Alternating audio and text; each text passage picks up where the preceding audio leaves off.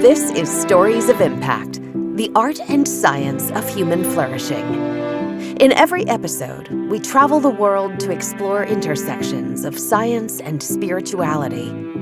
I'm your host, writer Tavia Gilbert, and along with journalist Richard Sergey, every first and third Tuesday, we look through a new lens at old traditions, hear from new generations as they dream up innovative solutions, and learn new ways to make sense of modern life. Is science fundamentally in opposition to religion, or do they just have little to do with each other? Is the way you engage with science and religion informed by your core beliefs, or are your core beliefs informed by them? Do you think it's scientists or religious experts, or both, or neither, that are best equipped to help humans explore the meaning of life? People might find these questions to be provocative or controversial, but our guest in today's episode, science educator and researcher Dr. Barry Billingsley, was raised in a family culture of curiosity, so she's been asking these sorts of really big questions all her life. I have family members who are in science, so we had quite a lot of discussion, and there were no questions that you couldn't ask. In fact, I think my family encouraged me to ask those questions. Dr. Billingsley's question asking led her to study science education. She was passionate and insatiably curious, not only about science, but about everything. What excited her most as a young doctoral student on the cusp of starting her professional teaching career? She thought she'd get to explore with her students the big questions about humans' place in the universe. But when she got into the classroom, the reality surprised her. I'd done a PhD that looked at how people think about bridging science and religion and reading up what scholars had said. And now I was a science teacher.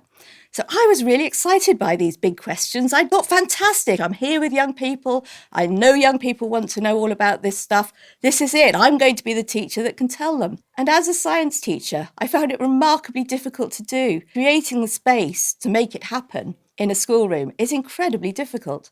You've got kids looking at the clock, wondering when you're going to get back on task and help them with the exam. You know that at any moment the bell will ring and they'll be off to their next lesson. It just doesn't fit comfortably in the format of what we have in science. And the big questions are just not there. Big questions, as we know, are not easy to answer. So they don't fit that box. And after a while, you learn not to ask the question.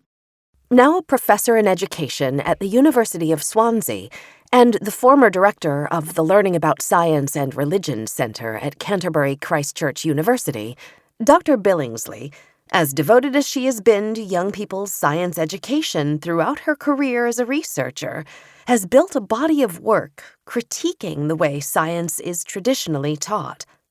Science lessons tend to focus on what we call recipe investigations. So these are investigations that teachers have perfected. You can get the equipment out, you can put it in front of the children. Small people can manage to get themselves from one end of the investigation to the other end with a reasonable chance of coming away with the sort of answer that you're expecting. As science teachers, we perfect these recipe investigations, and we then deliver a lot of them to the children. So the sorts of things that children are finding out are very established, well-rehearsed bits of content knowledge.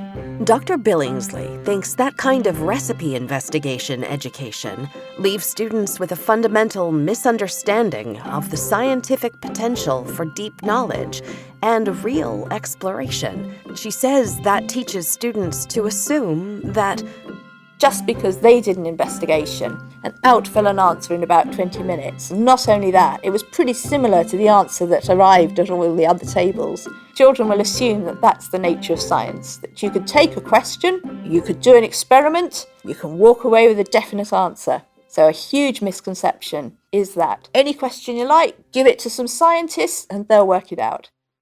If Dr. Billingsley was, early on, frustrated by her inability to create space for big questions in her science classroom, she was even more surprised to discover that her students behaved very differently in their religious education classes, which are part of the required curriculum in UK state-funded schools. It was in religious education that she saw kids begin to wonder about themselves and the universe. I was asked if I would mentor an RE, so a religious education teacher, out of my science lesson and into their religious education lesson. They were like completely different people. Suddenly they could ask all those questions I wanted them to ask in my lesson. What kinds of questions were the kids asking? So there is creation and evolution. There's that sort of idea of how did we get here? But what they really want to know is what is their own experience of being human and how should they understand that? This age-old question, which is, are we really putting anything of ourselves into our own lives? Is there actually something in there that's a soul, if you want, that's kind of steering us through? Are we agents with free choice? Or are we slaves to our circumstances and the interaction that we have with our environment? Are we anything more than that? Or if you really analysed us, are we just a sort of a sum of patterns that you could understand and predict scientifically? I think those questions are more even than moral and ethical. They're really deeply philosophical. They're questions about how we should understand ourselves and what we can make sense of in the world to tell us what kind of people we are. Siloing education, keeping science and religion separate, offering recipe investigations in the science silo, and opening the door to philosophical questions only in the religious education silo, wasn't just keeping kids from a true depth of understanding in either subject. The act of siloing itself, says Dr. Billingsley, has an early and long-term impact on the development of students' critical thinking. It's really quite alarming how early on in their lives they can already tell you that it's science versus religion, long before they really know very much about what science or religion are necessarily saying. Just the level of entrenched compartmentalisation. Religion, they'll say, is opinions. Science is facts. And for them, the difference between the two classrooms is that science is there to tell you facts. Even if the teacher tolerates some opinions for a little while, eventually, in the children's words, the teacher will overrule and tell you what the fact is, what you're meant to put in the exam. Whereas in the religious education classroom, you can believe what you want. The children will even start to characterise the two teachers. So they say of their science teachers know a lot. They've probably got a master's, very well educated, not really interested in listening to you very much. They really just want to bat on and tell you equations. The religious education teacher, far more interested in your ideas, maybe doesn't know very much. And that, of course, is because in their experience, the religious education teacher isn't giving them an answer. Dr. Billingsley doesn't only want to break down silos in education. She wants to help students better understand their teachers' points of view, not what they assume the teacher's point of view to be. How does she do that? By examining questions. The children will suppose that the science teacher has a different stance, for example, to the religious education teacher.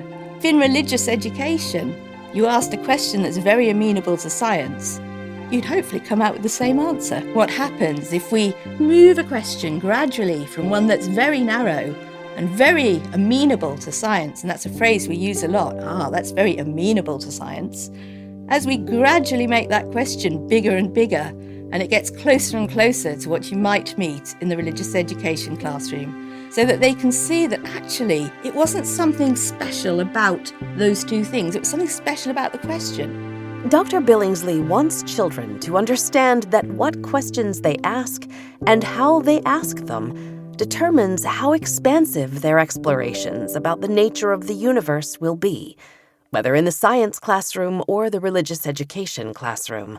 If we only have exams that ask children to answer a very narrow set of questions, and we only have classrooms that are designed to teach a very narrow curriculum, as I say, as a teacher, you can really miss what the children just haven't picked up in the lesson. You can also miss the misconceptions and misperceptions that children have picked up. So it is, if you want, it's a bit of a Pandora's box. It's saying, look, you've only asked those very narrow questions and the children told you what you expected to hear. And so you think that they've understood, but they've really only understood something very little. And when you look at what they thought about, you're often quite alarmed. If the children had a really good grasp of the methods of science and they knew that the reason that God wasn't in the picture is because we'd narrowed down the question to the sort of questions that we can resolve using observations, they'd be able to say, okay, well, God wasn't in the picture because we weren't asking that sort of question. We weren't asking the sort of question where you would see God coming into the picture.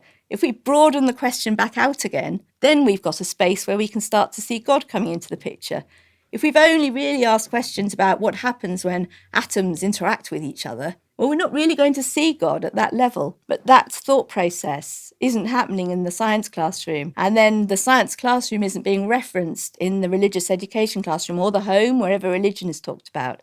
She wants children to have the chance to go deeper, not only so they learn more about subject matter, but so that they gain epistemic insight, or knowledge about knowledge itself.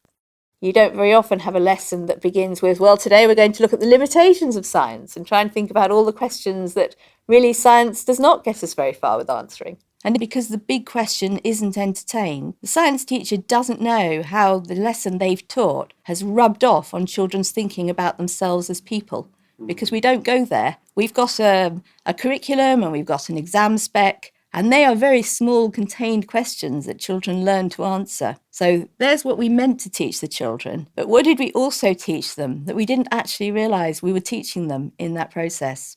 And we call it the hidden curriculum. Another part of the problem? Dr. Billingsley says the study of science doesn't mirror the process of actual science. So children's experience in the science classroom isn't the same as scientists' experience working with frontier questions. It's almost like a conspiracy. We're in the business of showing children the established scientific knowledge that we have, and as long as that is what the purpose of the lesson is about, helping the children to get very quickly in 20 minutes to where somebody fantastic like Hooke got, a really great scholar, after a considerable amount of thought, you've got 20 minutes to get them there. Clearly, you're going to get them there as quickly and as efficiently as possible. So the best thing to do when you get into your science classroom is to kind of close the door on everything that you thought about when you were in other classrooms or even in your everyday life, and just focus on what that science lesson is about. What's missing then from children's education is a chance to encounter those big questions, to notice all the thinking skills that you need when you think about a big question, to think about the power and limitations of science. So how far can science get you with that big question? What sort of a question can science address very well? What kind of a question can it not address so well? Those sorts of questions are just not being teased out for children. If we really are going to address this problem, and it is a problem, and one I think is hugely important and worth addressing, it's not a simple solution. Historically, great thinkers were motivated to study science in order to discover the answers to questions that today stay siloed in religious education. But if we want science to have a thriving future, says Dr. Billingsley, we have to keep asking courageous and curious questions everywhere. We need to embrace multidisciplinary study, and we should learn from the past. If we look at scholarship historically, those big questions have motivated all sorts of wonderful scholars. Newton, as we know, was inspired and motivated by his faith, and far from the only scientist to be inspired by faith. So if we cut out experience with those big questions, we're stopping children who would be motivated by them from looking into science from that perspective. We need children to be able to think outside the box and not see science as being the only port of call when they're trying to address a question. It could still be a port of call, but it might need to also have some of those other disciplines in there too. Your science informs your thinking. Science informs our thinking about every part of our lives. But your science is not going to get you all the way to an answer on those big questions. We need young people to be able to embrace the bigger question of what it means to be a person, so that they can really come to a good conclusion about where they want to go with that. So Dr. Billingsley's research has focused on how to break down the barriers between science and religious classrooms, to offer children more tools for understanding how they're learning, as well as what they're learning across all subjects. Many subjects are interested in evidence. Religion is also interested in evidence. It's just that you can't always get that sort of observable, repeatable, measurable evidence that science prefers. So they're not the sorts of questions that you can easily bring science to. You can't always get that sort of evidence for those bigger questions. The most important thing of all is helping children to see that science and religion are mostly concerned with different sorts of questions, and that we use different sorts of methods to try and work out those different sorts of questions. Most children think science does help us with why questions, and science does seem to be able to help us to get answers. In the curriculum, it tells children that science is about observations. We start them on that idea very young. So science is about observing things. And not only that, but in science, we collectively observe. So we look at natural phenomenon, we look at something we can all see, and we collectively observe it, and we try and explain what we can see on the basis of more observations. And then if we write it up, other people ought to be able to see the same thing. They should see that natural phenomenon. They should see what we observed. They should be able to make sense of it the same way. When you think about the sorts of questions that you're asking in religion, they're really not often those sorts of questions.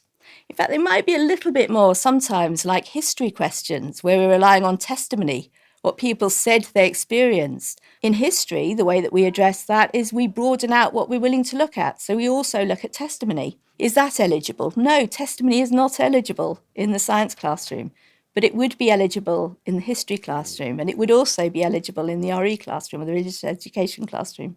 A lot of what we've been looking at is how we teach children the thinking skills. And the thinking skills in all sorts of questions, not just the ones that you meet in the religious education classroom. We really do need to prioritise these big questions and find a proper space for them, work out where they fit. Why is this so important? The children in school at the moment, they're getting education in the specialist subjects. And the specialist subjects are each focused around, in many cases, a specialist discipline. So they're getting what we call the immersion in the discipline.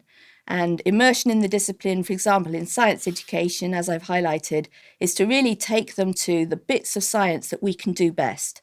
So children will assume that science has a position because everything they've seen of science has been science speaking with confidence, science coming out with an answer.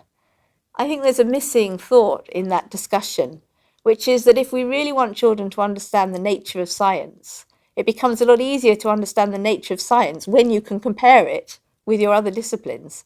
If your only way of trying to think about the nature of science is from inside science, that's really hard. What's the solution? It's not just to better educate the students, it's to better educate the educators. We need to change what's happening at every point in the chain.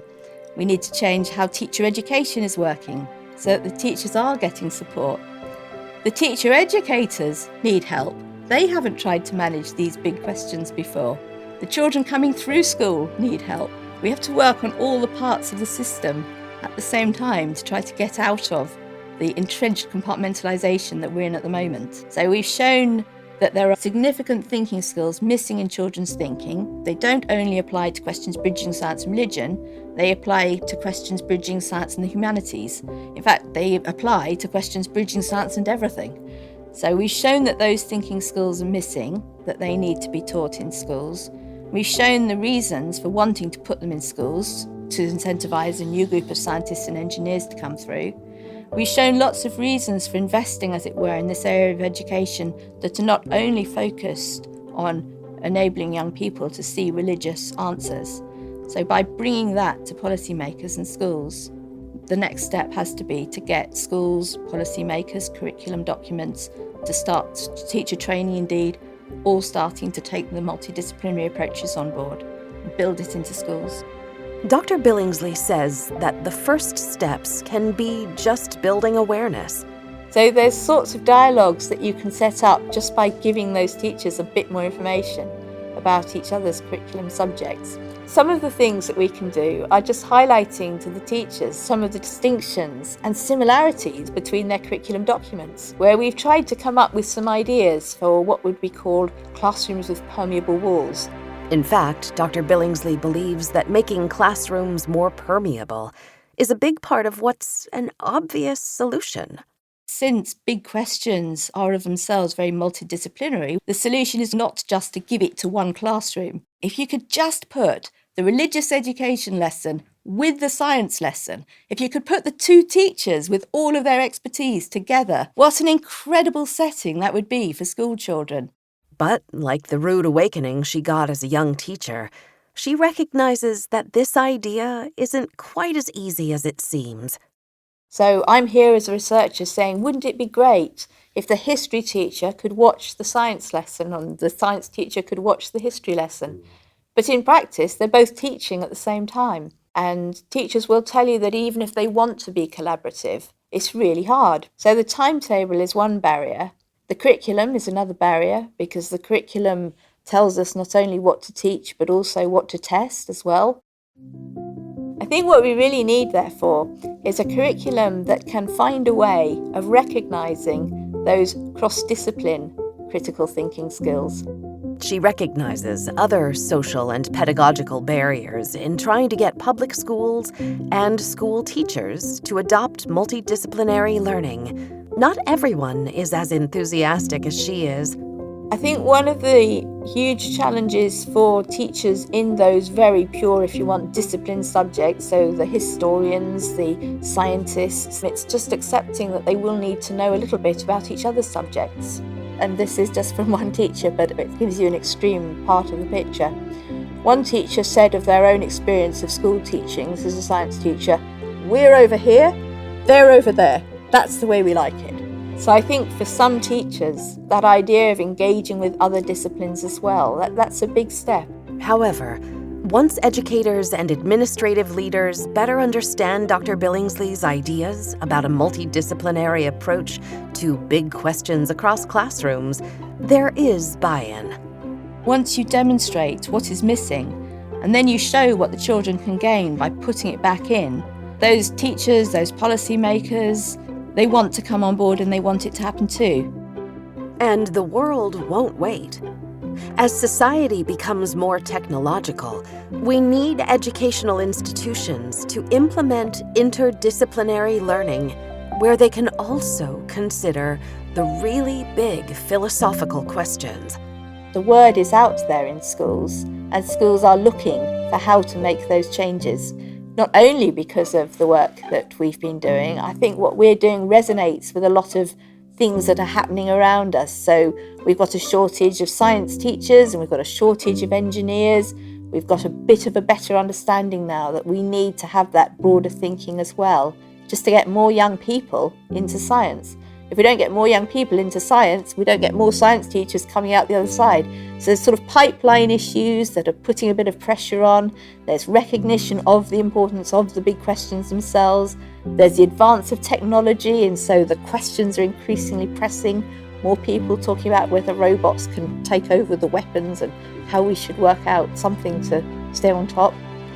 Because of all of those factors, I think that the world is absolutely looking for the solutions. And if we can come up with those solutions, the market is there for them.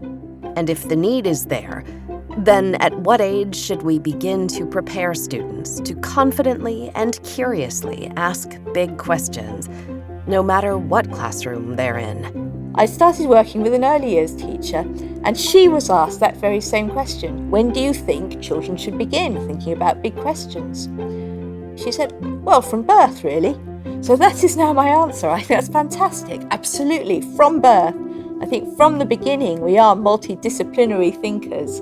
And actually what we've done in education is teach children not to think about big questions. I think children are thinking big questions all the time. But in schools, we're teaching them not to ask those sorts of questions. I think the children were already asking the big questions. I don't think there ever was a day, if you look at the history of humanity, when we were not asking big questions. We'll be back in 2 weeks with another new episode, part 2 of Big Questions in the Classroom. In the meantime, please share the Stories of Impact podcast, and we'd love to hear from you. You can get in touch at storiesofimpact.org. This has been the Stories of Impact podcast with an interview by Richard Sergey, written and produced by Tavia Gilbert for Talkbox Productions, music by Alexander Filipiak, mix and master by Kayla Elrod, executive producer Michelle Cobb. The Stories of Impact podcast is generously supported by Templeton World Charity Foundation.